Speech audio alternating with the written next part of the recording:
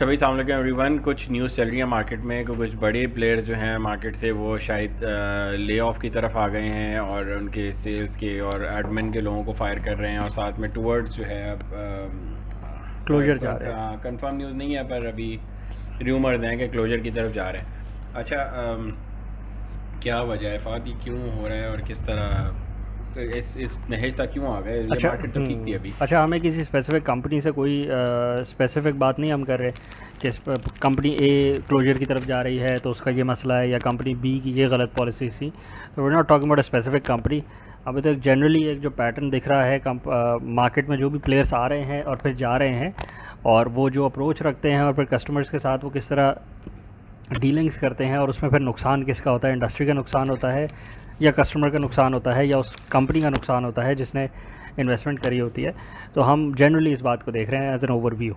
तो उसमें यही देखने में आ रहा है कि जो कंपनीज इस मॉडल पे चल रही हैं कि एडवांस पेमेंट ले लेते हैं 30% या 40% फ्रॉम द कस्टमर, या इवन 50%, और 50% एडवांस लेने के बाद कस्टमर को कहा जाता है फ्रॉम द कंपनी कि आपका सिस्टम बुक हो गया है और अब आपका सिस्टम जो उसकी एग्जीक्यूशन होगी वो 6 महीने के अंदर हो जाएगी। तो 6 महीने का लीड टाइम देकर 50% एडवांस पेमेंट लेकर सिस्टम को बुक करवा लिया जाता है, कस्टमर की साइड से भी और कंपनी की साइड से भी। और फिर होता ही है कि 6 आपके सामने है, पिछले 3 साल का जो पैटर्न रहा है पाकिस्तान के अंदर वो यही है कि डॉलर की प्राइस ऊपर जाती रही और इम्पोर्ट की जो कॉस्ट है वो भी ऊपर जाती रही, और उसके साथ साथ डॉलर की वेरिएशन की वजह से जो इंपोर्ट की आपकी कॉस्ट थी वो बढ़ती गई। तो फिर समबडी हैज़ टू पे फॉर दैट। 6 महीने पुराना सिस्टम बुक हुआ हुआ, उसकी प्राइस रिवीजन आती गई है। अच्छा, मुझे एक बात बताएं, इस अगर फर्स्ट पॉइंट पे हम डिस्कस करें कि इंस्टॉलेशन का जो लीड टाइम है वो कितना होता है for a 10 kilowatt on system 4 से 5 दिन के अंदर 10 किलोवाट ऑन तो फिर system company including civil works complete हो क्यों जाता है। 6 महीने का टाइम दे रही है? ये क्या बिजनेस प्लान है? अच्छा, किस तरह जनरली काम करें? बिल्कुल, ये जो हमने 6 महीने की बात करी है ये फॉर 10 20 30 10 से लेके 100 किलोवाट तक के सिस्टम के लिए 6 महीने का लीड टाइम दिया गया है। We not talking about 1000 megawatt. Kilowatt megawatt 500 kilowatt, we not talking about दो सिस्टम्स। उसमें तो थोड़ा सा ज़्यादा टाइम लग सकता है। 6 महीने का टाइम तो खैर किसी भी सिस्टम में नहीं लगता, बट 1 से लेकर 100 किलोवाट तक का सिस्टम 6 महीने के टाइम में नहीं लगता। अगर वो 6 महीने का टाइम कोई मांग रहा है आपसे तो उसमें 4-5 वजूहत हो सकती हैं। रीज़न नंबर 1 ये हो सकती है कि कंपनी के पास स्टॉक ही नहीं है, जिसका मतलब है कि या तो कंपनी के पास इन्वर्टर्स अवेलेबल नहीं है, या कंपनी के पास सोलर पैनल्स अवेलेबल नहीं है, या कंपनी के पास required technicians, required engineers, required staff ही मौजूद नहीं है जो सिस्टम को एग्जीक्यूट करके इंस्टॉल करके आएगा। ठीक है। तो कंपनी आपसे सिर्फ पैसे लेकर आपको होल्ड करना चाह रही है कि एक कस्टमर क्लाइंट घूम रहा है मार्केट में, इसको होल्ड करवा लो, इसको अच्छा, बुक करवा लो। तो इस बिज़नेस में यही 3 चीज़ें तो हैं कि एक आपके पास सामान हो, एक आपके पास इंस्टॉलर्स हों और आपने इंस्टॉल करवा के देना है, दैट्स इट। अगर वो तीनों ही नहीं है आपके पास तो फिर आप किस चीज़ के पैसे ले रहे हैं? अब यही तो सिर्फ बात एक ब्रांडिंग के और एक बिलबोर्ड के? इसमें यही है कि eight the end of the day जो कस्टमर की साइड है सिक्योर करनी वो कस्टमर ने ही करनी है। कंपनीज़ ने किया ये है कि मैसिव एडवर्टीज़मेंट कैंपेन्स रन करके अपनी क्रेडिबिलिटी को शो किया है, मैसिव ऑफिसेज बनाए हैं, मेन स्ट्रीम एरियाज़ में 5 फ्लोर बिल्डिंग्स लेकर ऑफिस बनाए हैं, और उसके थ्रू अपनी लेजिटिमेसी को शो किया है कि we are very legitimate business owners. लेकिन जो बिज़नेस मॉडल है, जो एग्जीक्यूशन की तरफ जब बात आई है तो वो 6 महीने का टाइम पीरियड सेट किया है, और ये सिर्फ एक कंपनी ने किया नहीं किया, ये काफ़ी सारी कंपनीज इस मॉडल पे चल रही हैं। और जो कंपनीज इस मॉडल पे चल रही हैं, we are mentioning those companies from the day one कि कस्टमर ने होशियार होना है कि ये 6 महीने वाला काम नहीं है। आप अपने पैसे 6 महीने के लिए कंपनी को अगर दे देते हैं कि इस सिस्टम को एग्जीक्यूट कर देना 6 महीने के अंदर, तो वो कंपनी आपका सिस्टम एग्जीक्यूट करने में आपका पैसा नहीं लगा रही, वो अपने रोलिंग में घुमा रही है उस पैसे को। उस पैसे से क्या कर रही है वो जाने और उसका काम जाने, बट नॉनदलेस आपने जो सिस्टम के लिए पैसे दिए हैं वो उस मद में नहीं लग रहे। अब क्या होगा 6 महीने बाद? अगर फाइनेंशियल सिचुएशन, मुल्क की इकोनॉमिक सिचुएशन में फ़र्क आएगा, स्टॉक की अवेलेबिलिटी में फ़र्क आएगा, करंट सोलर पैनल्स के मॉडल्स में फ़र्क आएगा, तो वो कस्टमर बेयर करेगा। अगर प्राइस रिवीजन आएगी तो कस्टमर विल हैव टू पे दी अपडेटेड प्राइस। उसमें किसका नुकसान है? कस्टमर का नुकसान है। आपने तो ये सोच के बुक करवाए थे पैसे कि मुझे अब प्राइस रिवीजन नहीं बर्दाश्त करनी पड़ेगी, मेरा सिस्टम तो लगेगा, बट कंपनी ने तो स्टॉक ख़रीदा ही नहीं। कंपनी ने तो पहले ही स्टॉक नहीं ख़रीदा। कंपनी के पास फ्रॉम डे 1 अगर स्टॉक होता तो आपसे 6 महीने का टाइम ही ना मांगते। तो कंपनी ने तो आपसे 6 महीने का टाइम मांग लिया कि स्टॉक अभी इंपोर्ट होएगा, उसके लिए पहले इंक्वायरी डालेंगे। हम पता नहीं कौन सी इंक्वायरी डालेंगे, स्टॉक आने में 6 महीने तो लगते ही नहीं है अगर बिल्कुल फ्रेश इंपोर्ट भी हो रही हो। तो बस एक मॉडल चल रहा है, उस मॉडल में गलती कंज्यूमर की ही है कि उसने इस बात पे को नोट ही नहीं किया कि इसमें कोई मैन्युफैक्चरिंग थोड़ी हो रही है, कोई नए पैनल्स आपको बनवा के तो नहीं दिए जा रहे ना। आपको जो होता यह है कि आपको जो सीरीज़ का मॉडल मिलता है, जो पैनल्स का मॉडल मिलता है, वो 2 क्वार्टर पुराना हो जाता है, ये होता है। ऐसे नहीं होता कि आपको बिल्कुल फ्रेश पीस मिलेगा, क्योंकि इंपॉर्टेंट प्रोडक्ट है, उसकी लाइफ स्पैन 25 ईयर्स है। तो जो पैनल आप आज ले रहे होंगे, अगर आप उसका सीरियल नंबर चेक करेंगे नॉर्मल टाइम्स के अंदर, जब स्टॉक की अवेलेबिलिटी हो, स्टॉक रनिंग में चल रहा हो, नया इंपोर्ट आ रही हो, तो जब कंटिन्यूस फ्लो में स्टॉक बिक रहा होता है तो 2 क्वार्टर पुराना स्टॉक आपको मिल रहा होता है, जिसका इतना मतलब लीड टाइम तो होगा ना, इतना from होता है। Manufacturing in China till bringing into बिल्कुल, पाकिस्तान, और उसमें भी फिर उन्होंने भी करनी है। अपना स्टॉक मेंटेन किया हुआ होता है अपने हाँ। वेयर हाउसेज में, कि पुराना स्टॉक भी रखना है, नया भी निकालना है, ताकि बीच में अगर प्रोडक्शन में कहीं ना कहीं कोई हिकअप आए तो फिर एक मिनिमम स्टॉक क्वांटिटी हमारे पास अवेलेबल होनी चाहिए, हमारे ऑर्डर्स बाउंस ना हों। तो एक मिनिमम 2 क्वार्टर का अगर डिले आता है तो वो बात समझ आती है। बट रेडी, इस मुल्क में तो बैठे आप सर्विसेज दे रहे हैं, इस मुल्क में बैठे आप मैन्युफैक्चरिंग तो कर नहीं रहे, तो 6 महीने का लीड टाइम तो आ ही नहीं सकता, बनता ही नहीं। ये काम रेडी स्टॉक पे ही होता है। ये विदाउट रेडी स्टॉक काम नहीं हो सकता कि स्टॉक अभी ऑर्डर देंगे और फिर आएगा ना। ये गाड़ियों की मैन्युफैक्चरिंग है, कार इंडस्ट्री में, व्हीकल इंडस्ट्री में तो चले, मैन्युफैक्चरिंग प्रोसेस लोकल गाड़ियों का तो स्टार्ट होता है ना, हाँ, एटलीस्ट असेंबली तो कर रहे हैं। असेंबली करते हैं कि जी इतना टाइम असेंबली में लगेगा, पार्ट्स हमारे पास चलने रेडीली अवेलेबल हैं, हम असेंबल करके 3 महीने में 6 महीने में दे देंगे। इसमें बट ऐसा कुछ नहीं है। उसमें भी ओनस सारा का सारा प्राइस रिवीजन का कस्टमर के ऊपर ही होता है। बिल्कुल। और सबसे बड़ा जो डिस्प्यूट वाली बात उस सिनेरियो में भी बनती है, वो प्राइस रिवीजन ही बनती है कि जी प्राइस डॉलर वेरी कर गया है, हमने retail prices very, control price very कर दिया है, तो अब डिफरेंस जो है कस्टमर पे करेगा। तो आपने उसी बेकार मैकेनिज़्म को, जो एक डिस्प्यूट वाली बात थी गाड़ी को इंडस्ट्री की, वही ला के उठा के आपने लगा दी सोलर सिस्टम्स के ऊपर भी एज कंपनीज, और गलत प्रैक्टिसेस को उठा के इधर भी लगवा दिया। तो उससे क्या हुआ कि एक अच्छी प्रैक्टिस लगाने के बजाय आपने उल्टी प्रैक्टिस लगा दी। तो इस बिज़नेस के अंदर भी आपने एक कस्टमर और कंपनी के दरमियान एक टसल पैदा होने का एक सिस्टम क्रिएट कर दिया, बजाय इसके कि आप ऑन कैश 7 दिन के अंदर, 15 दिन के अंदर, जितनी आपकी कैपेसिटी है, आप उस टाइम के अंदर रेडी स्टॉक तो रख के बैठे। ठीक है, ये हो सकता है इंस्टॉलेशन ज़्यादा आपके पास आ गई हैं, आपकी टीम की कमी है, वो भी आपको पूरी करनी है। एज अ कंपनी, ये कंपनी की जिम्मेदारी है कि उसने अगर 15 दिन का टाइम से तय किया है तो 15 दिन के अंदर सिस्टम लगा के दे, क्योंकि सिस्टम लगाने में तो इतना टाइम लगता नहीं है। तो अगर आपके पास कस्टमर्स ज़्यादा हैं और टेक्नीशियंस और इंजीनियर्स और स्टाफ कम है, तो ये आपकी ज़िम्मेदारी है कि स्टाफ बढ़ाएं। नॉनदलेस स्टॉक तो रेडी स्टॉक रखें, स्टॉक तो आपके वेयर हाउस में पड़ा हुआ हो, आप जाके दिखाएं, ये देखें ये वाला स्टॉक है, अगर आप बुक करवा रहे हैं तो आपको ये वाले एक पैलेट आपकी है, वो वाली 5 पैलेट्स आपकी, ये वाला एक कंटेनर आपका है। रेडी स्टॉक पे बात हो सकती है, नॉन रेडी स्टॉक पे तो बात ही नहीं हो सकती। भिजवा दें उनके घरों में, जब आपने पेमेंट ले ली, आप स्टॉक उनके घरों पे भिजवा दें और फिर अपनी टीम भेजें और इंस्टॉल करवा और दें। स्टॉक, अच्छा स्टॉक भी सारा भिजवाएं। ये नहीं, बहुत सारी, हाँ। बिल्कुल, बहुत सारी कंपनीज ने ये किया कि कस्टमर्स को लारा देने के लिए, थोड़ा ठंडा करने के लिए 2 पैलेट की बात हुई हुई है, 1 पैलेट भिजवा दी, या एक पूरे सिस्टम 10 किलोवाट की बात हुई हुई है तो पैनल्स की पैलेट भिजवा दी, और इन्वर्टर नहीं भिजवाया ना, बाकी वायरिंग, डीसी वायरिंग, अर्थिंग कुछ भी और नहीं भिजवाया। लमसम ले लिया, बिल्कुल, का सिस्टम था तो चलो 8 लाख दे दो, 8 लाख पैलेट भेज दो, अब बाद में देख लेंगे, कर लेंगे। ना इंस्टॉल किया, पैलेट उसके पास पड़ा हुआ है, ना ये उसे पता कि पैलेट से मैंने पैसे ज़्यादा दिए हैं, कम दिए हुए, ना आगे बढ़ सकता है ना पीछे बढ़ सकता है। अच्छा, बुक पूरा बीच में बिल्कुल दे दिया। बिल्कुल, आप पूरे सिस्टम की आपने कोटेशन को अप्रूव करके एज अ कस्टमर आपने पूरी कोटेशन के नीचे साइन किया था कि ये कोट है 10 किलोवाट के कंप्लीट सिस्टम की। अब आपकी साइट पे अगर 2 साल से एक पैलेट पड़ा हुआ है सोलर पैनल्स का, और अगर आप आज जाके बोलते हैं कि इस डिस्प्यूट को रिजॉल्व करो भाई, या तो ये पैनल्स मुझे आज सेल करो, ये मेरे हो गए, और मेरा जो डिफरेंस मैंने एक्स्ट्रा एडवांस पेमेंट आपको करी हुई है उसको क्लियर करो कहीं, तो how would you figure out, कैसे डिसाइड करेंगे उनके साथ बैठ के कि जो पैनल्स मेरी साइट पे आपने भेजे हुए थे ये किन रेट्स पे आपने भेजे थे? बिल्कुल, क्योंकि आपको तो नहीं पता कि उस तारीख, जिस तारीख पे आपके पास आई थी, उस तारीख पे क्या रेट्स थे, क्योंकि आपने तो पूरे सिस्टम की कोट पे साइन किया था, और अगलों का काम करने का इरादा ही नहीं था। कंपनी का अगर काम करने का इरादा होता तो आपको तो फ़ायदा था कि आप पूरे कंप्लीट सिस्टम की कोड पे साइन कर देते, आपके यहाँ कंप्लीट सिस्टम लग जाता, कहानी क्लोज हो जाती, matter end of story. But अगलों का काम करने का ही मूड नहीं था। इसमें यह भी है कि कंपनीज़ की तरफ से तो ज़्यादती है ही है, कस्टमर्स ने भी इन बातों को नहीं देखा, क्योंकि कस्टमर्स को भी यही दिखता है कि बड़ी कंपनी से लगवाते हैं, सोशल मीडिया पे एडवर्टीज़मेंट बड़ी कंपनी चला रही है, फाइनेंसेस इनके पास ज़्यादा हैं, ऑफिसेज इनके ज़्यादा लैविश हैं, तो वो everything that glitters is not gold. उसमें यह है कि यूज़र को एक्सपीरियंस क्या मिल रहा है eight the end of the day. अगर आपको कॉल करने पे आपकी कोई बात ही नहीं सुन रहा, कस्टमर सर्विस सेंटर बेशक जितना भी बड़ा हो, वहाँ बेशक 100 रिप्रेजेंटेटिव्स बैठे हुए हों, बट अगर आपका इशू डील नहीं हो पा रहा, तो then that customer service centre does not mean anything to you as a customer. आपको क्या फ़ायदा हो रहा है ऐसे कस्टमर सर्विस सेंटर से? बिल्कुल। तो you have to look for, at the end of the day you have to look for reliability, and you have to look for कि जेन्युइननेस, आपको जेन्युइन कस्टमर सर्विस कहाँ से मिलेगी, कौन से लोग हैं जो जिनसे आप सर्विस ले सकते हैं, जो आपको सर्विस दे सकते हैं, और at the after 5 years, after 4 years, after 10 years कौन से लोग हैं जो इंडस्ट्री में बैठे रहेंगे।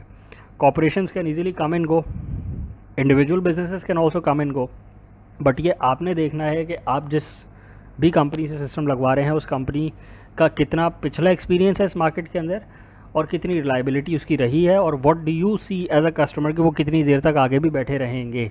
अब आपने डिसाइड करना है, इसके कोई पैरामीटर्स नहीं है, कोई आपको इसका कोई गवर्नमेंट के कोई स्टेटिस्टिक्स नहीं रिलीज़ हुए हुए कि ये कंपनी पहले इतने सालों से थी और आगे इतनी रहेगी, क्योंकि फ़र्ज़ करें कि वारंटी का इशू तो एक सेपरेट है। ये तो बहुत बात की बातें हो गई, बहुत बात तो की बात है, फर्स्ट स्टेप पे फंस गया आगे क्या सिस्टम ही नहीं लगा से हाफ पेमेंटें ली हुई आपने, और आप कह रहे हैं मैं लगाऊंगा भी 6 महीने में, और 6 महीने में भी नहीं लगा रहे आप।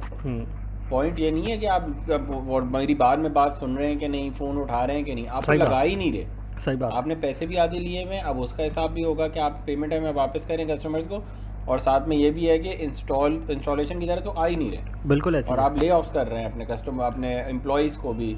अगर आप ले ऑफ की तरफ जा, अच्छा एक और बात साथ में बात ये भी आ रही है कि आपने जो प्राइसेस कोट करी हुई थी पहले वो कम करी हुई थी, और अब रेट बढ़ गया है, तो अब कौन भरेगा? अगर कस्टमर को हम कह रहे हैं वो नहीं भर रहा, हम क्यों जेब से भरें?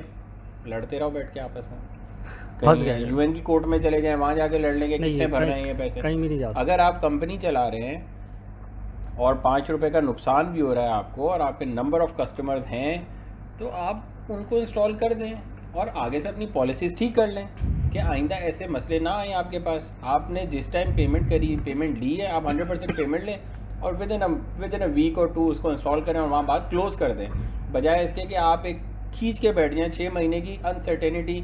पाकिस्तान जैसे मुल्क में जहाँ आपको कल का डॉलर का रेट नहीं पता, आप वहाँ 6 महीने का खींच के बैठे हुए कि आप आज थोड़े से पैसे दे दो, 6 महीने के अंदर लगा देंगे और पता नहीं क्या रेट होगा। अच्छा, इसमें 1000 रुपये भी रेट हो सकता है। इसमें मेरी नज़र में ना मेल इंटेंट शुरू से शामिल होती है कि बिजनेसेस लाइक टू, क्योंकि ये एक फ्रंट है ना, advance payment is a front to capture resources. आप रिसोर्सेज जनरेट कर रहे होते हैं, लोगों का पैसा क्राउड फंड कर रहे होते हैं आप अपनी फर्म में, तो ये एक फ्रंट भी हो सकता है। ना तो customer has to make sure कि जिस कंपनी को वो अप्रोच कर रहा है उसकी ऐसी प्रैक्टिसेस तो नहीं है, उसका ये प्राइमरी बिजनेस है, वो उसके जो बाकी बिजनेस हैं वो किस तरह रन कर रहा है। तो ये कस्टमर के ऊपर ये ओनस आता है कि वो ऐसी कंपनी चूज़ करे जो इसको एज अ फ्रंट यूज़ ना करे।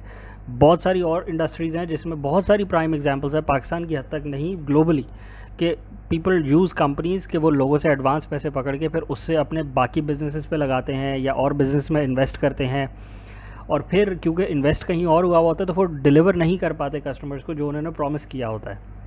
तो ये कस्टमर के ऊपर ये आता है कि वो परफॉर्मेंस देखे और इवैल्यूएट करे कंपनी को कि वो कितनी जगह हाथ डाल के बैठे हुए हैं और क्या क्या और बिजनेसेस की लाइबिलिटीज़ वो इस बिज़नेस के ऊपर दबा के इस बिज़नेस को अफेक्ट करवा सकते हैं अपना। प्राइम एग्जांपल्स गाड़ियों की इंडस्ट्री में भी बहुत सारी हैं, पाकिस्तान की हद तक ही हैं। बहुत रीसेंट एग्जांपल्स हैं जिन्होंने ऐसे किया है कि एक सोर्स के through crowd funding advance booking पकड़ के उसको दूसरी जगह इन्वेस्ट कर दिया, वो दूसरी जगह इन्वेस्टमेंट का रिटर्न आते भी तो टाइम लगेगा ना। तो वो यही हो रहा है, अभी भी आपके सामने यही हो रहा है। और क्या हो रहा है, पैसे इकट्ठे करिए हुए हैं। अब जेपडी में क्या आया, सिस्टम ही नहीं आया, वो जो एडवांस पेमेंट थी कस्टमर की वो भी जेपडी में आई हुई है कि अगर कंपनी क्लोज़ कर जाएगी तो फिर उसको जो आपने एडवांस पेमेंट दी हुई है वो भी तो निकलवानी है आपने। एक तो होता है कि चलो आखिर में मेरे 2 साल से सिस्टम ही नहीं लगा, एक ये मसला। दूसरा मसला ये कि एडवांस पेमेंट दी हुई थी वो भी वापस नहीं हो रही। तीसरी बात ये कि उस एडवांस पेमेंट के अगेंस्ट में कुछ मिला ही नहीं, कुछ भी नहीं मिला। तो कंपनी तो छोड़ के ख़त्म हो जाएगी। कंपनी का क्या है, वो बैंक्रप्सी डिक्लेयर करेगी और वो छोड़ छाड़ के चले जाएंगे। आप कंज्यूमर कोर्ट में केस फाइल करते फिरेंगे कि ये मेरे साथ ये हुआ, मेरे साथ वो हुआ। उसकी भी कॉस्ट आप ही के ऊपर आएगी, कंपनी तो बेयर नहीं करेगी उसकी कॉस्ट। तो सिस्टम लगवाना था, इतना सा सिस्टम था, क्या कॉस्ट थी उसकी, 2 मिलियन 3 मिलियन 4 मिलियन की एक कॉस्ट थी। ठीक है, फॉर एक कॉस्ट तो है, but at the end of the day चीज़ लगवानी थी। बड़ी कॉस्ट नहीं है। जब आप गाड़ी लेने जाते हैं, आप अगले को फुल पेमेंट करते हैं, उसको बोलते हैं गाड़ी की चाबी दो, मैं लेके जा रहा हूँ। जब आप प्लॉट लेते हैं, आप वहाँ भी आपके साथ यही होता है। जब आप किस्तों में फंसते हैं, आपको पता नहीं होता कि ये प्लॉट निकलेगा कि नहीं निकलेगा। फिर बाद में केस फाइल करते कैश पे दें, आप बोलेंगे ये वाला प्लॉट में चाहिए, ये कैश पकड़ो, आपको उसी टाइम मिल जाता है। यहाँ भी आप यही जो लालच है ना हमारी, यही हमें मरवा, पैसे दिए बगैर चीज़ लग जाए। हाँ, थोड़े से पैसे देते हैं और ये हमें लगा देगा। भाई आप होशियार हैं तो वो भी आप ही के मुल्क का बाशिंदा है ना, वो भी अमेरिका से थोड़ी आया हुआ है। वो भी देखता है चलो आधे दिए हैं, चलो इसको भी 2 पैनल भेजो, इसको और खींचते हैं। इसको सही ज़रा और आखिर में लगाएंगे इसको भी, हमें क्या, हमारा क्या जा। सही अगर तो काम करवाने का मूड है उसको पेमेंट करें और उसको पाबंद करें कि वो इतने टाइम में लगा के दे आपको। और सही अगर ना आपका लगवाने का मूड है और ना उसका लगाने का मूड है तो खेलते रहें एक दूसरे के साथ, फिर तो बहुत टाइम है। बैंक्रप्सी खेलते हैं आप फिर। खेलते रहें, थोड़े पैसे आप दें, थोड़ा सामान वो दे आपको। आपका मकसद ये नहीं था कि आप खेलते रहें एक दूसरे के साथ, आपका मकसद ये था कि आप सोलर सिस्टम लगवाएं, आपका बिल ख़त्म हो और आप एनर्जी इंडिपेंडेंस की तरफ जाएं, आगे बढ़े। आप आगे बढ़ेंगे। एनर्जी इंडिपेंडेंस में सिर्फ एक ही ये स्कोप तो नहीं है ना, अभी हमने कितनी डिस्कशंस करी है इससे पहले कि to go truly off the grid आपके पास और हज़ारों एस्पेक्ट्स हैं जिस पे आपने वर्क करना है। आपकी व्हीकल्स हैं जो आपकी फ्यूल पे चलती हैं, इंपोर्टेड फ्यूल पे चलती हैं, वो इलेक्ट्रिसिटी पे नहीं चलती, उनकी रनिंग कॉस्ट ज़्यादा है। आपके घर की जो डिवाइसेज हैं वो सारी इनएफिशिएंट लगी हुई हैं। बेशक आपने इन्वर्टर एसीज लगवाए हुए होंगे, बट लाइट्स हैं, फैंस हैं, रेफ्रिजरेटर्स हैं, पानी की मोटर्स हैं, इलेक्ट्रिक गेट्स हैं, कितने सारे और एवेन्यूज़ हैं जिस पे किसी ने फोकस नहीं किया। उसको ऑप्टिमाइज़ कर सकते हैं, उसको एफिशिएंट बना सकते हैं। आपने वो सारे सिस्टम को रीवैम्प करना है और एनर्जी एफिशिएंट बनवाना है। एडिशनली आपने साथ साथ अपने जो घर के जो स्ट्रक्चर है, जो उसका डिज़ाइन है, वो इन्वायरमेंटल फ्रेंडली बनवाना है आपने। लोग पावर ओवर द ईथरनेट पे इलेक्ट्रिसिटी सप्लाई को अपनी रन कर रहे हैं और हमारी अभी बिजली की तारें भी वही 729 और 736 और 329 और प्योर कॉपर और क्या काउंट करेंगे। हाँ, और पाकिस्तान केबल और ये वाली केबल्स और वो वाली हम अभी भी उन्हीं चक्रों में पड़े हुए हैं, वो जो 50 साल पुराने चक्कर थे। तो और एनर्जी सोलर सिस्टम तो इंस्टॉल करवा लें, ये तो आप बहुत आगे की बात है। ये तो बाद की बात है। कैट 5 पे मैं अपनी इलेक्ट्रिसिटी रन करवा रहा हूँ। हमने सोलर सिस्टम की एडवांस पेमेंट करके अब हम उसके पीछे लगे हुए हैं कि वो जो 6 साल पहले, 3 साल पहले, 2 साल पहले एडवांस पेमेंट दी थी वो तो लगा दो। पता है 6 महीने में तो वो आपको कह रहा है मैं इंस्टॉल करके दूंगा, और वो भी नहीं कर रहा। तो आप ज़िंदगी में तो आप वैसे ही बहुत स्लो चल रहे हैं ना, कि आप लोग 6 महीने में तो अभी इंस्टॉलेशन की तरफ जा रहे हैं। अगले 6 महीने में के इलेक्ट्रिक आपको लाइसेंस देगा, तो 1.5 साल का प्रोसेस ये आपका हो गया। ये हो गया एनर्जी, आपने सोलर सिस्टम को अडॉप्ट करने में लगा दिया। आपके बच्चे एनर्जी इंडिपेंडेंस की ओर चले जाएंगे, आप तो नहीं जा सकते। वो भी अगर सिस्टम लग जाए तो, अगर लग गया तो, नहीं तो फिर आप पेमेंट अपनी वापस लेने के चक्करों में थोड़ा टाइम लगा लीजिएगा। क्या मसला है, उस पर भी कॉस्ट लगाएं। थोड़ी कॉस्ट तो देखें, जब पैसा मर जाए ना, जो कहते ही हैं कि जब मर जाए पैसा तो फिर उसको निकालना पड़ता है। वो भी ज़रूरी नहीं होता ना कि निकले, तो उसमें फिर जितना निकला है हाँ वही आपका। सही बात है। फिर क्या करेगी वो कंपनी 50-50 हज़ार के चेक दे देगी आपको, 20-25। कहते हैं जो चेक आता है थोड़ा थोड़ा वो लेते हैं हर महीने 10 तारीख को जाके डिपॉजिट करवाएं और 50,000 अगर वो दे रही है तो कहाँ देती है, कोई भी नहीं देती है। वो देखे ना, शुरू से जिसकी नीयत ही ना हो काम करने की, वो आपके साथ फिर ऐसे ही करते हैं ना। तो कस्टमर्स के ऊपर है कि वो अपनी फुल रिसर्च करें और सिस्टम्स को ऐसे लगवाएं कि लगवाने वाली बात करें, खींचने वाली बात ना करें। ये ऑन द स्पॉट सिस्टम लग जाता है, ये बहुत लंबी कहानी नहीं होती। 5 किलोवाट का ऑफ ग्रिड सिस्टम 4 दिन में, 3 दिन में लग जाता है इंक्लूडिंग स्ट्रक्चर। 10 किलोवाट का ऑन ग्रिड सिस्टम 7 से 8 दिन में लग जाता है, बहुत स्पीड में करेंगे तो 5 दिन में भी लग जाता है। 20 किलोवाट का सिस्टम 10 दिन में 12 दिन में लग जाता है। कोई इतना लंबा चौड़ा काम ही नहीं है। सिस्टम को लाइव होते हुए टाइम लगता है। ऑन ग्रिड सिस्टम है, कराची की हद तक नेट मीटरिंग का जो लॉ है वो के इलेक्ट्रिक का मसला है, बट जब 10 से 12 दिन में 20 किलोवाट का सिस्टम आपकी साइट पे एग्जीक्यूट हो गया तो सिस्टम ऑन करके आप वेरीफाई कर सकते हैं, कोई इशू नहीं आता। 10 मिनट के लिए, 20 मिनट के लिए सिस्टम ऑन हो गया, आपको फुल प्रोडक्शन करके दे रहा होता है। वो 10 मिनट के लिए वो अगर एक्सपोर्ट भी कर रहा है यूनिट्स के इलेक्ट्रिक के मीटर में तो कोई इशू नहीं है। आपने अपनी तसल्ली तो कर ली ना कि system is working as it should be. तो बस इतनी सी बात थी, सिस्टम लग गया। अब बाकी तो प्रोसेस नेट मीटरिंग का है। नेट मीटरिंग का प्रोसेस का तो टाइम लाइन है 3 महीने 2 महीने, वो जो जितना टाइम वो ले रहे हैं उस पर क्या कर सकते हैं आप। वो तो इंस्पेक्शन करते हुए 1.5 महीना गुजार देते हैं कि इलेक्ट्रिक, बट नॉनदलेस आपकी जो मेजर इन्वेस्टमेंट थी वो सिक्योर हो गई। सिस्टम लगवाना था, सिस्टम साइट पे लग गया। सिस्टम को लाइव होते हुए जो टाइम लगेगा वो लगना चाहिए उसको, उसमें आप कुछ कर नहीं सकते। ये भी सिर्फ कराची के हद तक इशू है कि इतना टाइम के इलेक्ट्रिक ले रही है सिस्टम्स को अप्रूव करने में। कराची में बैरिया टाउन के अंदर 10 दिन के अंदर 7 दिन का 4 दिन का स्टिपुलेटेड टाइम है, 10 दिन के अंदर वो कर देते हैं, ग्रीन मीटर आपको लगवा के दे देते हैं। तो नॉनदलेस आपकी जो मेजर इन्वेस्टमेंट है वो सिस्टम के ऊपर है, सिस्टम की एग्जीक्यूशन के ऊपर है। टुकड़े पुर्जे पकड़ के घर पे पड़े हुए आपकी साइड पे, वो पैलेट पड़ी हुई हो, वो इन्वर्टर पड़ा हुआ, वो वायरिंग पड़ी हुई हो, वो सिस्टम लगा हुआ ही ना हो तो again it won't do anything for you. Parts इकट्ठे करके भी आपको कोई फ़ायदा नहीं होता। सिस्टम को लग के इंस्टॉल हो जाए आपके पास और वो प्रोसेस में चला जाए। अगर वो ऑफ ग्रिड या हाइब्रिड सिस्टम है तो वो तो उसी दिन ऑन हो सकता है और आपको प्रोडक्शन करके आपकी एनर्जी कंजम्पशन में कमी ला सकता है। अगर वो of grid on grid system है तो ऑन ग्रिड सिस्टम को भी अगर आपने फुली यूटिलाइज़ करना है तो then you have to wait for the net meter. के इलेक्ट्रिक का मामला है, बट बाकी पाकिस्तान में तो इतना डिले नहीं है। तो खैर नॉनदलेस कि इलेक्ट्रिक का भी जो मामला है वो एक स्टिपुलेटेड टाइम तो है ना, 2 से 3 महीने के अंदर किसी साइकिल में लगेंगे ही, तो वो 2 से 3 महीने का टाइम पूरा होगा और फिर आपका सिस्टम लाइव होगा। तो it's always beneficial for you to make sure कि आप जो इन्वेस्टमेंट कर रहे हैं उसका एज़ क्विक एज़ पॉसिबल आपका जो साइट पे आपकी चीज़ लगनी है वो लग जाए। It's always good to buy on cash. बाकी आपने इंश्योर करना है कि जो आप कैश पेमेंट कर रहे हैं वो आपके बेनिफिट में भी रहे और कंपनी के बेनिफिट में भी रहे, कि कंपनी भी काम आपको करके दे दे, आपका काम भी हो जाए और आपके पैसे भी आगे पीछे ना हो। उसमें भी आपने मेक श्योर करना है कि आप रिलायबल कंपनीज़ के पास जाएँ, आप इलेक्ट्रिशियन से ना लगवा लें। बहुत से लोगों ने इलेक्ट्रिशियंस को आपको याद है, इलेक्ट्रिशियन को जी 8 लाख रुपए दिए थे, उसने स्ट्रक्चर बना दिया है और 4 पैनल साइड पे पड़े, पैनल्स कोई नहीं पड़े हुए साइड पे, स्ट्रक्चर बना दिया है और इन्वर्टर दीवार पे लगा हुआ है, एंड दैट्स इट। तो वो जो काम हुआ था साइड पे वो 4 लाख का हुआ था और 8 लाख कंपनी जो होम ओनर था वो इलेक्ट्रिशियन को पे किया हुआ था। वो जी इलेक्ट्रिशियन कौन है, वो जी फैब्रिकेटर है, उसने बहुत सारे कराची में फैब्रिकेट किए हुए हैं सिस्टम्स।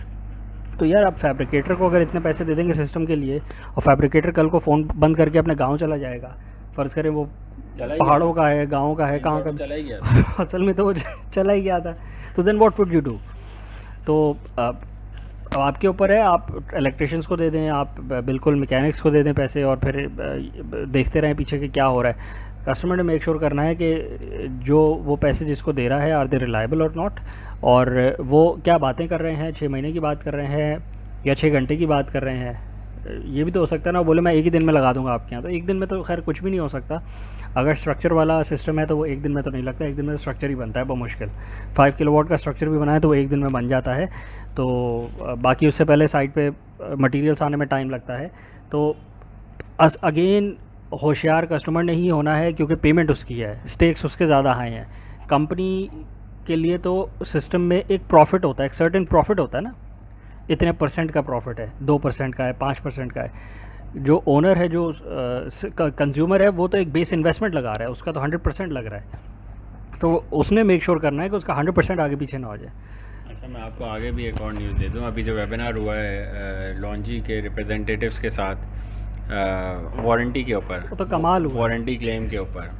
तो जितना डीला हमारे ये कस्टमर्स जो हैं वो डील करते हैं सोलर कंपनीज़ के साथ, तो बड़ा क्लियरली जो उनके रेप्स थे चाइना के मैन्युफैक्चरर, मतलब बेसिकली जो मैन्युफैक्चरर थे लॉन्जी के, उन्होंने कहा है कि देखें हमने तो डिस्ट्रीब्यूटर को यहाँ पे दे दिया अपना सामान, ठीक है। डिस्ट्रीब्यूटर कहता है कि मैंने तो इंस्टॉल ही नहीं किया, ये इंस्टॉल किया है इन इंस्टॉलर ने। अब अगर ख़राब हुआ, अगर जला, अगर वायरिंग ठीक नहीं हुई, कोई फायर लगा, कोई पत्थर से टूट गया, तो वारंटी हम क्लेम नहीं करते, ठीक है। ठीक है, ईजीली उन्होंने 5-8 आपको गिनवा दिए वेबिनार में कि ये सारे मसले हमारी तरफ से नहीं हैं। अच्छा, अब अगर कुछ भी नहीं हुआ, उसको सब चीज़ें ठीक हैं और वो पैनल नहीं काम कर रहा, तो उनके अकॉर्डिंगली पाकिस्तान में तो कोई लैब ही नहीं है जो उसको टेस्ट कर ले। सही है, ठीक है। तो अब आप फिर फंस गए। अब आप अपना पैनल दें वापस इसको डिस्ट्रीब्यूटर को, वो देखेगा कि उसके साथ अब क्या करना है। ये हो गए बात के मसले कि खुदा ना खास्ता अब आप फंस गए, और फिर आपने पहले जो है जब इंस्टॉलेशन हो रही थी उस टाइम आपने ज़ोर नहीं लगाया और अब आपके साथ हाथ हो गया और आपको सामान किसी ने यूज़ लगा दिया है या कुछ और हो गया, आपके साथ ख़राब सामान लगा दिया और अब आप फंस गए क्योंकि आपने कंपनी सही से चूज़ नहीं की, आपने इंस्टॉलर सही से चूज़ नहीं करे और पहले अपनी वर्किंग नहीं करी, और अब आप वारंटीज़ के मसले में फंस गए। जो शुरू में बोलना आसान होता है, फ़िक्र की बात ही नहीं है, 5 साल की इसकी वारंटी, इसकी इतनी वारंटी। जब वारंटी क्लेम पे आ जाए, जैसे एक इन्वर्टर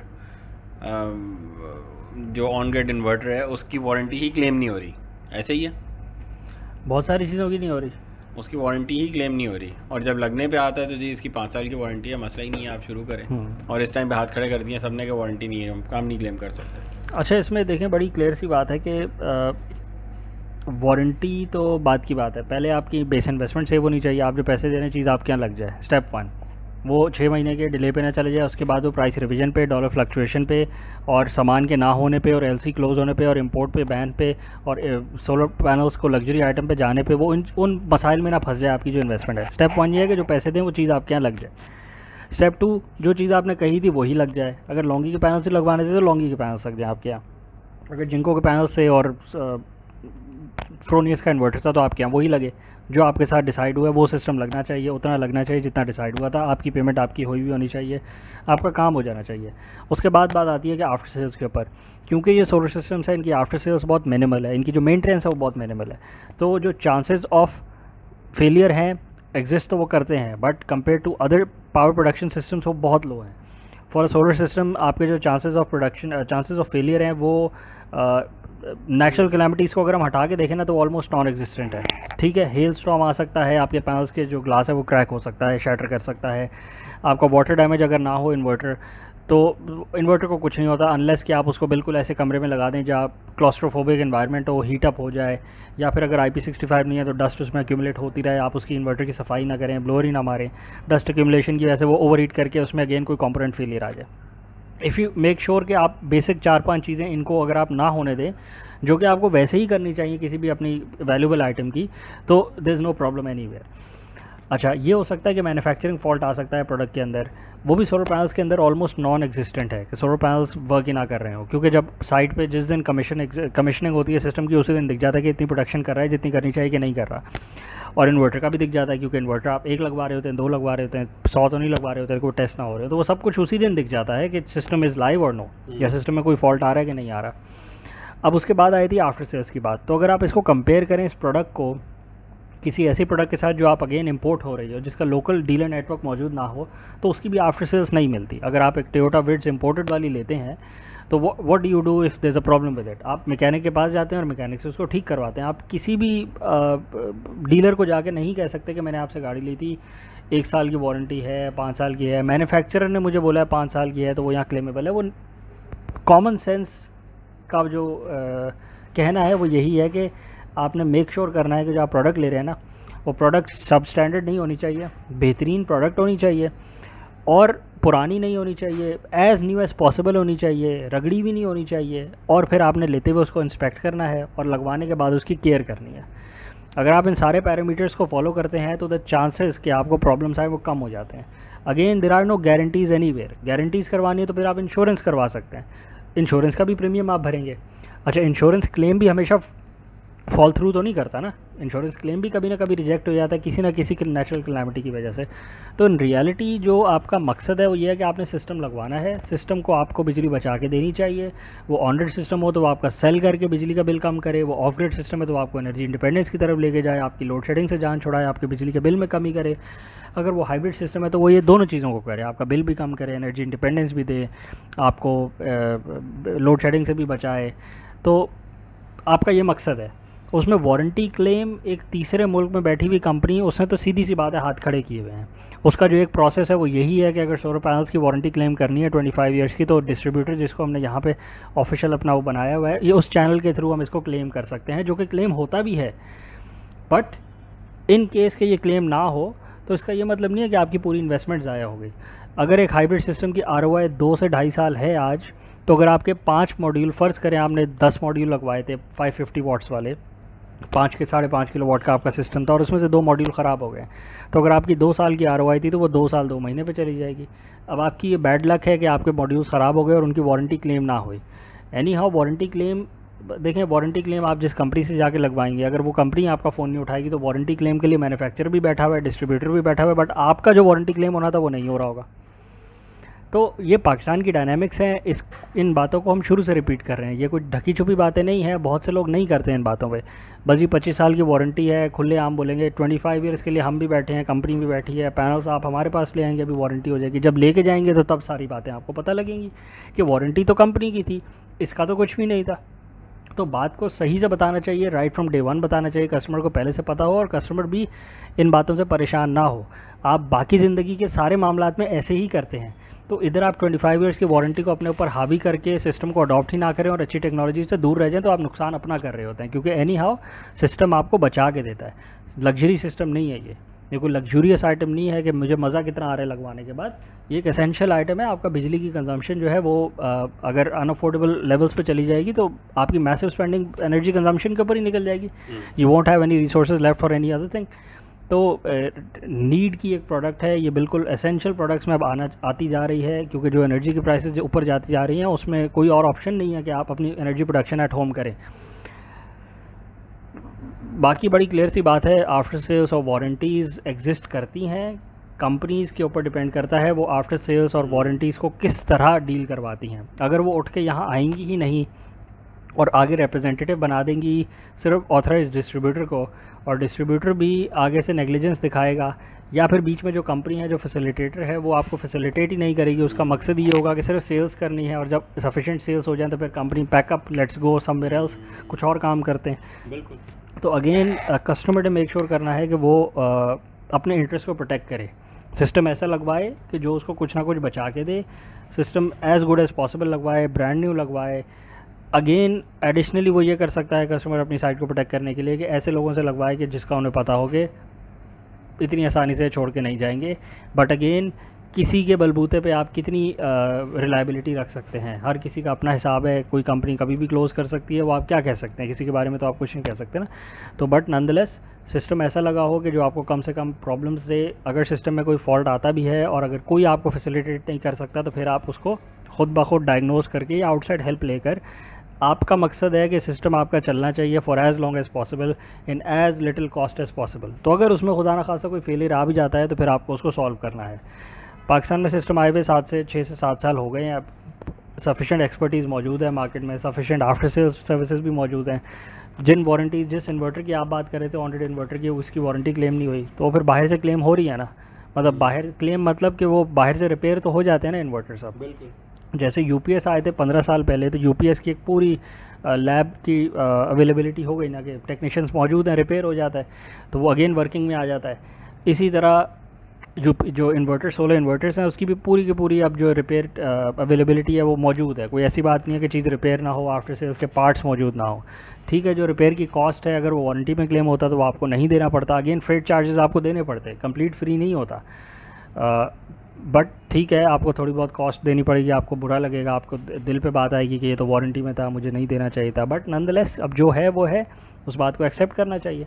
तो चीज़ रिपेयर हो जाती है, चीज़ अगेन फंक्शनल हो जाती है। आपका मकसद है चीज़ को चलाना, उससे बचत करना, उससे पैसे बचाना, ताकि आपको बिजली के बिल में ज़्यादा से ज़्यादा पैसे आपके बचें, ताकि आपके पास और चीज़ों में पैसे लगाने के लिए बचें, ताकि आप और एनर्जी एफिशिएंसी की तरफ जाएं और एनर्जी इंडिपेंडेंस की तरफ जाएं। अगर ग्रिड में ब्लैकआउट आता है तो वो आप पे अफेक्ट ना करे, आपके बिजनेस पे अफेक्ट ना करे, आपके इंडस्ट्रीज़ पे अफेक्ट ना करे। हाँ जी, कुछ और ऐड करें? मेरा ख्याल है बड़ी एसेंशियल चीज़ हो गई है अब तो, जब गैस भी नहीं है आपके पास, इलेक्ट्रिसिटी भी नहीं है, और आईएमएफ भी आपके ऊपर चढ़ाई कर रहा है कि जो आपने सब्सिडी दी थी अपने ट्यूबवेल वालों को, फार्मर्स को और लोगों को, उसको भी पूरा करें, दोबारा वापस लें। तो इन द एंड ये कॉस्ट हमें खुद ही बेयर करनी पड़ेगी, और ये कॉस्ट बढ़ेगी, कम नहीं होगी। विद टाइम ये बिल्कुल बढ़ती रहेगी। और बल्कि इससे ज़्यादा परेशानी की बात यह है कि जब गैस ख़त्म हो रही है तो हमारे पास चूल्हा चलाने के लिए भी गैस नहीं है और गीज़र चलाने की गैस भी नहीं है, तो फिर टरबाइंस तो बहुत बात की बात है, और इंडस्ट्री की गैस तो बहुत बात की बात है।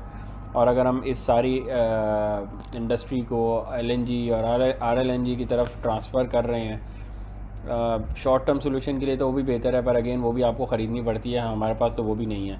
तो जो हमारे पास है वो सूरज है और उसकी रेज़ हैं, और वो फ्री की हैं और वो रोज़ आती हैं। तो बजाय इसके कि हम लोगों की मिन्नतें तरले करते रहें और मांगते रहें कि हमसे जो है वो कार्गो नहीं लिया गया, हमसे टेंडर नहीं पकड़ा गया दुनिया में, और हम पीछे रह गए, और आखिर में हम महंगे टेंडर ख़रीद लें, या फिर हम लोगों को कह दें कि हमारे पास गैस नहीं है सर्दियों में, आप लोग अपना बंदोबस्त खुद कर लें, लकड़ियाँ ख़रीद लें। तो जो सूरज अल्लाह मियाँ ने रोज़ दिया हुआ है और फ्री में दिया हुआ है, तो थोड़े से जिस हद तक भी हो सके गवर्नमेंट कुछ कर सकती है, लोग खुद कुछ कर सकते हैं, अपने पहले ख़ुद लगवा लें, फिर जो उनके नीचे लोग हैं उनको लगवा दें, ताकि लोगों का लिविंग स्टैंडर्ड एटलीस्ट आराम से वो ज़िंदगी गुजार सकें और अपने कामों की तरफ तवज्जो दे सकें। हमें तो बिजली और बिजली के बिलों ने ही घुमा के रख दिया दो सालों से, चाहे वो इंडस्ट्री हो चाहे वो घर हो। इस टाइम पे एक ही बात होगी कि बिजली के बिल बहुत आ गए, बिजली के बिल बहुत आ रहे हैं, मेरी इंडस्ट्री का प्रॉफिट ख़त्म हो गया है, मेरे घर के एसी चल के मेरा बिल बहुत आ रहा है। कोई प्रोडक्टिव बात तो रह ही नहीं गई कि हम 3 लोग अगर बैठे हुए हैं तो कोई प्रोडक्टिव बात कर लें, बिज़नेस को कैसे आगे बढ़ा रहे हैं, पाकिस्तान के लिए एक्सपोर्ट्स क्या कर रहे हैं हम, ऐसी तो कोई बात ही नहीं रह गई। जिनके जो पुराने बिजनेसेस हैं वो उन्हीं को बचाने के चक्करों में पड़ गए हैं, और उसमें भी एक ही बात है कि बिजली हाथ से निकल गई है। तो थोड़ा मेरा ख्याल एफिशिएंटली खेलें, अगर समझ नहीं आ रहा तो डिस्कस कर लें, उन लोगों से डिस्कस कर लें जिनके पास बेटर आइडियाज़ हैं, जो एनर्जी मैनेजमेंट की तरफ काम कर रहे हैं, और जो जिनके पास प्रॉपर सॉल्यूशन हैं आपकी इंडस्ट्री को एनर्जी मैनेजमेंट की तरफ लाने के लिए, ताकि आप भी अपनी मैक्सिमम बचत की तरफ जा सकें और मुल्क का भी उसी में फ़ायदा हो। बिल्कुल ऐसे ही है, बिल्कुल ऐसे ही है। एनर्जी क्राइसिस तो अगर आप देख सकते हैं, पाकिस्तान दुनिया में तो एनर्जी क्राइसिस नहीं था, आज से 8 साल पहले तो एनर्जी क्राइसिस नहीं था, बट पाकिस्तान पे तो एनर्जी क्राइसिस तब से है जब से क्रॉनिक लोड शेडिंग का स्टार्ट हुआ है। तो आप देख लें वो 15-18 साल तो उस बात को हो गए हैं। तो anyhow we haven't overcome that, हमने उसका भी कोई लॉन्ग लास्टिंग सोल्यूशन नहीं निकाला। हमने एनर्जी क्राइसिस जो हमारे ऊपर क्रॉनिक लोड शेडिंग का क्राइसिस एक आया हुआ था, उसका सोल्यूशन हमने ये निकाला कि हमने डीजल जेनसेट्स अपने इंडिविजुअली मंगवा लिए।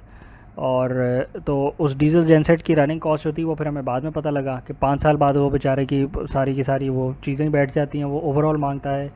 उसके पीछे रिडंडेंसी रखनी पड़ती है कि अगर एक डीजल जेनसेट में कोई इशू आए तो फिर दूसरा चलना चाहिए। उसको रनिंग में लाने के लिए उसकी एक ऑपरेशनल कॉस्ट है कि उसके अंदर फ्यूल डलता है, वो over a span of time वो फ्यूल कॉस्ट हावी हो जाती है, वो ओवरकम कर देती है उस सिस्टम की कॉस्ट को। मतलब जेनसेट की कॉस्ट तो अगर आप 24 आवर्स चलाएंगे तो वो कुछ ही महीनों में जो उसमें आपने फ्यूल डाला होगा वो उससे ज़्यादा डाल दिया होगा सिस्टम जेनसेट की कॉस्ट से ज़्यादा। तो ऐसा सिस्टम जो इतना इनएफिशिएंट हो, फिर अगेन जेनसेट की भी एक इनएफिशिएंसी है क्योंकि उसमें इंटरनल कम्बशन इंजन है, उसकी एक हीट लॉसेज हैं, उसकी एक इनएफिशिएंसी है from conversion of chemical energy to electrical energy. तो हमने उसको अडॉप्ट किया। ऐसा तो नहीं है कि सोलर सिस्टम्स दुनिया में ईजाद ही 5 साल पहले हुए हों या 4 साल पहले हुए हों। सोलर सिस्टम्स पे तो रिसर्च नासा ने जब से स्पेस टेक्नोलॉजी पे वर्क हो रहा है, जब से मून लैंडिंग हुई है तब से वर्क हो रहा है। तो खैर कमर्शियली अवेलेबल तो पिछले 15-20 साल से भी थी, एक्सपेंसिव बहुत थी, वो बात जेन्युइन है। जब से प्रोडक्शन चाइना में हैवी मैसिव स्केल पे हो रही है तब से प्रोडक्शन की जो कॉस्ट है वो कम से कम होती जा रही है, कंज्यूमर्स के लिए अफोर्डेबल होता जा रहा है। But nonetheless had we had a long term view, अगर हमने कोई लॉन्ग टर्म प्लानिंग करी होती तो हम उस टेक्नोलॉजी को लोकली भी इंट्रोड्यूस करवा सकते थे ताकि उसकी लोकल मैन्युफैक्चरिंग हो, तो हमें कुछ एडवांटेजेस तो मिले कि जो प्रॉफिट्स बाकी मुल्क किसी और मैन्युफैक्चरिंग मुल्क में जा रहे हैं वो हमारे मुल्क में आ जाएँ। ठीक है, अगर 100 रुपये का पहले था बाहर और किसी और मुल्क में मैन्युफैक्चरिंग, लेट से जर्मनी में अगर 100 रुपये का प्रोड्यूस हो रहा था तो हम भी अगर 100 रुपये का प्रोड्यूस कर लेते, लेट से हम सस्ता नहीं कर पाते तो अगर हम महंगा भी ना कर पाते तो हम जो प्रॉफिट्स उनको जाने थे वो अपने पास कर लेते। एडिशनली हमारे पास टेक्नोलॉजी का भी एक ट्रांसफ़र होता, हमारी लोकल फर्म्स भी टेक्नोलॉजिकल प्रोडक्ट प्रोड्यूस कर रही होती, which in later times can be exported also. ऐसे तो नहीं होता ना कि आज ही कोई फैसिलिटी लगाई और वो प्रोडक्ट इतनी डिमांड हो गई कि आप उसको एक्सपोर्ट कर देंगे। कुछ टाइम लगाना पड़ता है एक प्रोडक्ट के ऊपर, पहले उसको महंगा ही प्रोड्यूस करना पड़ता है, फिर उसकी इंडस्ट्री को आपको सब्सिडाइज़ करवा के उसको सपोर्ट करना पड़ता है, फिर एक वक्त आता है कि आपकी प्रोडक्शन की कॉस्ट भी कुछ बेहतर हो जाती है और फिर वो एक्सपोर्टेबल प्रोडक्ट बन जाती है। तो एक पूरा प्रोसेस है, अगर लॉन्ग टर्म प्लानिंग किसी के अंदर हो तो वो किसी इस प्रोसेस में डले ना। आज भी हम सिर्फ और सिर्फ इंपोर्ट पे ही लगे हुए हैं, इंपोर्ट पे भी नहीं लगे हुए। आज भी हम सोलर पैनल्स की इंपोर्ट को डिस्करेज कर रहे हैं। तो अगर सोलर पैनल्स की इंपोर्ट ही हम डिस्करेज कर देंगे कि कंज्यूमर अपनी बिजली की जो कॉस्ट है उसको ख़त्म कर ले, वो ना कर पाए, तो फिर हमारा आउटलुक जो है वो बहुत गलत है। तो इस आउटलुक में फिर हम पीछे रह जाएंगे, बाकी दुनिया हमसे अलग डायरेक्शन में चल रही होगी और हम एक और डायरेक्शन में चल रहे होंगे। तो जैसे पहले एक हमारे पास एक क्रॉस रोड थी कि हमारे पास टेक्नोलॉजिकल अगर हम एडवांटेज ले लेते और कुछ ना कुछ लोकल प्रोडक्शन कर रहे होते तो हमें आज कुछ कॉम्पिटिटिव एडवांटेज होता कि हम अपने नेबरिंग कंट्रीज़ को कुछ ना कुछ एक्सपोर्ट कर सकते होते इन दिस रेल्म। बाकी रेल्म्स में आप जो कर सकते हैं वो तो एक अलग डिस्कशन है। आप टेक्नोलॉजिकल एनर्जी प्रोडक्शन के उसमें भी आप कुछ एक्सपोर्ट कर सकते होते। अफ्रीकन कंट्रीज़ को अगर आप दे सकते थे तो आप दे सकते थे। मार्केट तो दुनिया में है, हमसे नीचे भी बहुत से मुल्क हैं, अगर हमसे ऊपर बहुत ज़्यादा हैं तो हमसे नीचे भी कुछ थोड़े बहुत हैं जिसको आप कुछ ना कुछ तो बेचते ही हैं।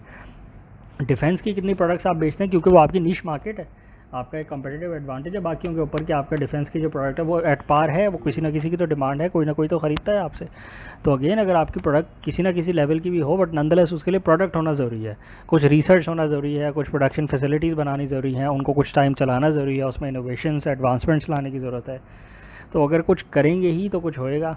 अगर बिल्कुल उल्टी डायरेक्शन में चलते रहेंगे और पॉजिटिव चीज़ों को भी डिस्करेज करते रहेंगे even at the state level and at the individual level, अगर हम अपनी पर्सनल डिस्कशन में भी बोलेंगे कि सोलर फ्रॉड है तो फिर हम किसी को नुकसान नहीं दे रहे, धोखा हम अपने आप को आपस में ही दे रहे हैं। जो बंदा दूसरे को कह रहा है सोलर फ्रॉड है, दूसरा बोले अच्छा फ्रॉड है, कैसे फ्रॉड है, हाँ नहीं उसने लगवाया, उसको नुकसान हो गया, ये चल ही नहीं सकता, इसमें तो कुछ घूमेगा ही तो कुछ प्रोड्यूस होएगा। तो ठीक है, सबको इंटाइटल्ड है अपने राइट्स, अपने ओपिनियन रखने का हर किसी के पास राइट है, बट अगेन वो रियलिटी से अगर नहीं कॉन्कर करेगा तो नुकसान आप अपने आप को देंगे। आप सस्ती बिजली अगर नहीं प्रोड्यूस करना चाहते तो again it's up to you. आप कंज्यूमर बन के ग्रिड से ही लेना चाहते हैं तो ग्रिड के जो मसाइल हैं उनको भी फेस करना चाहते हो तो again it's up to you. But at large generally public को यही सोचना चाहिए कि इंडिविजुअली जो उनके मसाइल हैं उनके जो सोल्यूशंस हैं अगर वो इंडिविजुअली उनको सॉल्व कर सकते हैं तो सोचना ही नहीं चाहिए।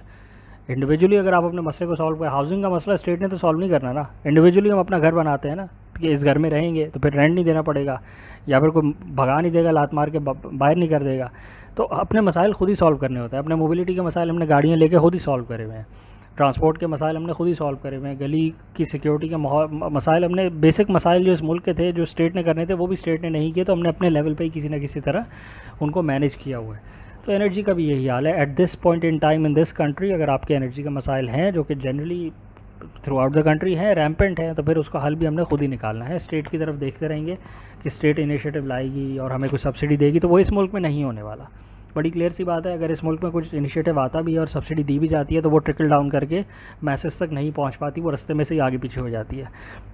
सब्सिडाइज प्रोग्राम्स तो और भी बहुत सारे इस मुल्क में चलते हैं, एनर्जी के लिए नहीं चलते अगर तो एग्रीकल्चर के लिए चलते हैं, बाकी इंडस्ट्रीज़ के लिए चलते हैं, तो वो नीचे ट्रिकल डाउन करते हुए को बहुत खास पहुंच नहीं पाते, वो रास्ते में से एक मेजॉरिटी चंक उनका आगे पीछे हो जाता है। वो इस मुल्क का एक इनहेरेंट मसला बन गया है, एक बैकबोन में मसला घुस गया है। तो अब हम उन मसाइल को देखते रहें या अपने बिजली के मसाइल, पर्सनल मसाइल सॉल्व करते रहें। ऑप्शन हमारे पास यही है, टेक्नोलॉजी अवेलेबल है और टेक्नोलॉजी बहुत ईजीली अडॉप्टेबल है और कमर्शियली अवेलेबल है। पाकिस्तान में भी कमर्शियली अवेलेबल है, बहुत सारी कंपनीज है जो इसको आपको प्रोवाइड कर रही हैं। अगर आप विंड टर्बाइंस की तरफ जाएंगे या आप माइक्रो हाइड्रो डैम्स की तरफ जाएंगे या micro hydro electric power plants की तरफ जाएंगे तो कमर्शियली अवेलेबल अभी नहीं है आपके पास पाकिस्तान में। Nobody is providing you solutions के जिसमें आपके पास 15-20 कंपनीज हो जिसके पास आप जाके डिस्कशन कर सकें, नॉलेज गेन सके, प्रोडक्ट्स की लाइनअप हो, 50 कंपनी उसकी प्रोडक्ट बना रही हो, आप चूज़ कर रहे हो मुझे ये वाली प्रोडक्ट चाहिए। फिर ये तो सब एक अलग बात है, आपके पास अवेलेबिलिटी भी तो होनी चाहिए पानी की, सनलाइट की अवेलेबिलिटी। पाकिस्तान कुछ चीज़ें आप चूज़ कर सकते हैं, कुछ चीज़ें आप नहीं चूज़ कर सकते। आपका जो रीजन है वो फिज़िकली बाउंड है बाय वेयर यू आर, तो अब आपके रीजन में सबसे ज़्यादा सनलाइट अवेलेबल है, आपके रीजन में सबसे ज़्यादा पानी अवेलेबल नहीं है। पानी पे तो मारा मारी है, इंडिया और पाकिस्तान की तो इंडिया पे पानी पे मारा मारी चल रही है और जो एग्रीकल्चरल एरियाज़ में रहते हैं उनको भी पता है पानी पे कितनी मारा मारी होती है। मेरी फसल पे पानी नहीं आ रहा, मेरी पे आ रहा है, उसने वहाँ से रोक लिया, उसने वहाँ से रोक लिया, तो मारा मारी तो पानी पे है। बट सनलाइट पे तो कोई मारा मारी नहीं है। कोई ये तो नहीं कहता कि इसने मेरी सनलाइट रोक ली, इसने मेरी रोक ली। सबके एरिया पे सनलाइट पड़ती है क्योंकि वो नेचुरल प्रोसेस है, वो अभी अबंडेंटली अवेलेबल है हमारे पास। अगर हम स्मॉग ज़्यादा क्रिएट कर लेंगे, ज़्यादा पोल्यूशन करेंगे तो फिर हमारे बहुत सारे times through out 365 days of the year हमारा बहुत ज़्यादा चंक जो है स्मॉग में निकल जाएगा। तो भी हमारे ऊपर है कि हम कितनी पोल्यूशन क्रिएट करके कितनी एटमॉस्फेयर को गंदा करते हैं। But at this point in time अभी हमारे पास अबंडेंट सनलाइट अवेलेबल है, प्लस उस सनलाइट को हार्नेस करने की टेक्नोलॉजी भी कमर्शियली अवेलेबल है और लोकली अवेलेबल है। टेक्नोलॉजी लोकल नहीं है बट उसकी जो सर्विस है वो लोकली अवेलेबल है। तो आप अवेल करें, उसको यूटिलाइज़ करें, इंस्टॉल करें और उससे बेनिफिट लें। कोई भी चीज़ इटर्नल नहीं होती, कोई भी टेक्नोलॉजी 50 साल नहीं निकालती, टेक्नोलॉजीज़ पुरानी हो जाती हैं, वक्त के साथ साथ रहना होता है। टेक्नोलॉजिकली मोस्ट एडवांस प्रोडक्ट से ज़्यादा बेनिफिट उठाना होता है ताकि जब नई टेक्नोलॉजी आए तो फिर अगेन जो at the top of the chain, ताकि आप अगेन उसको जल्दी अडॉप्ट करके उससे फ़ायदा उठा सकें ताकि मैक्सिमम बेनिफिट आप ही का हो रहा हो। कुछ और ऐड करेंगे इसमें? मेरा ख्याल है क्लोज करें इसको आज के लिए। आज की यही बातें थी। पिछली वीडियो में एक ये भी डिस्कशन आई थी कि 12 रुपये की कोई बात चल रही है कि इलेक्ट्रिक ने नेपरा को कहा है कि 12 रुपये प्राइसेस में रिवाइज़ करें। वो कब होता है, उस पर सब्सिडी भी मांग रही है कि इलेक्ट्रिक नेपरा से। तो खैर मामलात ऐसे ही हैं। एनर्जी क्राइसिस किसी रेजोल्यूशन की तरफ नहीं जाएगा और अगर चला भी जाएगा तो वो एक शॉर्ट टर्म होगा, हल होगा, क्योंकि in the long run fuel crisis, energy crisis तो ग्लोबल है ही है। जो चाबी है इस क्राइसिस की वो भी किसी और मुल्क के पास है, वो आपके पास नहीं है, तो वो किसी भी वक्त आपके ऊपर इम्पोज कर सकता है by due to any problems. बेशक वो वॉर का कॉन्फ्लिक्ट हो या फिर वो इकोनॉमिकल इंटरेस्ट हो। आप देख सकते हैं ना, ओपेक कंट्रीज़ बैठ के मिलकर ये डिसाइड भी करते हैं कि हमने आउटपुट प्रोडक्शन कम करनी है ताकि रेवेन्यूज़ में इंक्रीमेंट किया जाए। तो ये उनके इंटरेस्ट में है कि प्राइसेस ऊपर जाएँ, हर प्रोड्यूसर के इंटरेस्ट में है कि उसकी प्राइसेस ऊपर जाएँ। तो आपने मेक श्योर करना है कि आपके इंटरेस्ट में क्या बात है और आप उस इंटरेस्ट को कैसे प्रोटेक्ट कर सकते हैं एज अ कंज्यूमर। आज के लिए इतना ही है। चैनल को सब्सक्राइब करें, वीडियोस को लाइक करें, ज़्यादा से ज़्यादा शेयर करें फैमिली एंड फ्रेंड्स में, ताकि जनरल नॉलेज में लोगों का इजाफा हो सके और सोलर सिस्टम्स के बारे में जो भी मिसकंसेप्शंस है वो थोड़ी क्लैरिफाई हो सकें और जितना हम उनको दूर कर सकते हैं इस तरह की मिसकंसेप्शंस को, वो लोगों तक ज़्यादा से ज़्यादा बात पहुँचे। Thank you.